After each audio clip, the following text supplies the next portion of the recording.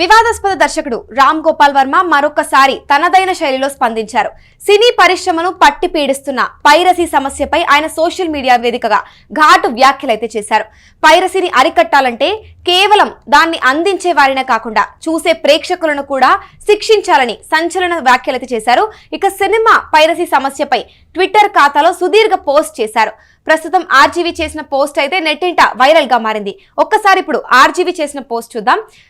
So ఆయన Twitter ఖాతాలో ఆయన రాసిన దాని ప్రకారం చూస్తే piracy will never stop, not because technology is too advanced or policy too weak, but because as long as there are large number of people to watch a pirated film, there will always be Ravis to serve them. So RGV ఆయన Twitter ఖాతాలో చెప్పిన దాని ప్రకారం చూస్తే కేవలం పైరసీని అరికట్టాలంటే కేవలం దాన్ని అందించిన వారినే కాకుండా చూసే ప్రేక్షకులను కూడా శిక్షించాలని కూడా ఆయన సంచలన వ్యాఖ్యలు చేశారు.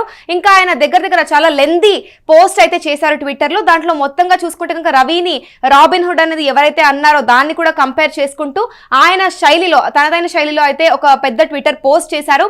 సో ఒక్కసారి డీటెయిల్స్ చూసినట్లయితే ఈరోజు ఏదైతే ఆర్జీవీ పోస్ట్ చేశారో ఐబొమ్మ రవి కేసులో కస్టడీ విచారణకు 3వ రోజుకైతే చేరుకుంది. ఇక అత్యంత గోప్యంగా ఎలాంటి లీకులు కూడా లేకుండా సైబర్ క్రైమ్ పోలీసులు అయితే అతని నుంచి వివరాలు అయితే రాబడుతున్నారు.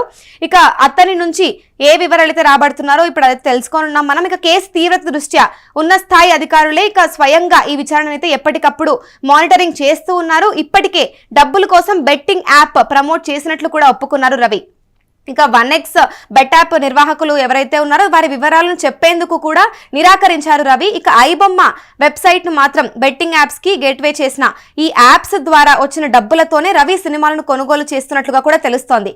ఇక వ్యూవర్స్ పెంచుకోవడానికి మాత్రమే క్వాలిటీ కంటెంట్ ని పోస్ట్ చేసేవాడని కరేబియన్ దీవుల్లో ఆఫీస్ ఏర్పాటు చేసి ఏకంగా 20 మంది యువకుల్ని రవి నియమించినట్లుగా కూడా తెలుస్తోంది. ఇక ఐబొమ్మ బప్పం టీవీ సైట్లు ఏవైతే ఉన్నాయో దాంట్లో పైరసీ సినిమాల్ని పోలీసులు తొలగించారు. అయితే ఈ 2 వెబ్సైట్లలో అప్లోడ్ చేసిన సినిమాలు ఏవైతే ఉన్నాయో అవి మరొక వెబ్సైట్ కు లింక్ అయ్యేలా ఉన్నాయని కూడా చెప్పారు. ఇక ప్రస్తుతం అయితే ఆ లింక్ అయ్యేలా ముందస్తుగానే జాగ్రత్తలు కూడా తీసుకున్నారంట. ఇంకెన్నో వెబ్సైట్లు పనిచేస్తున్నాయి అన్నది ఇప్పుడు ప్రశ్నగా అయితే మారింది. ఇక ఐబొమ్మ బప్పం టీవీ సైట్లలోని లింక్ క్లిక్ చేస్తే మాత్రం మిగిలిన పైరసీ సైట్లలోకి వెళ్లి సినిమాలు చూసే వీలుందని కూడా చెప్తున్నారు. ఇక మొత్తంగా ఐబొమ్మ రవి నెట్వర్క్ మొత్తాన్ని ఒక్కసారి నిర్వీర్యం చేయాలన్న పట్టుదలతో అయితే పోలీసులు ఉన్నట్లుగా కూడా తెలుస్తోంది. ప్రస్తుతం అయితే ఇదే అంశంపై ఆర్జీవీ అయితే ఆయన ట్విట్టర్ ఖాతాలో ట్వీట్ చేయడం అయితే జరిగింది.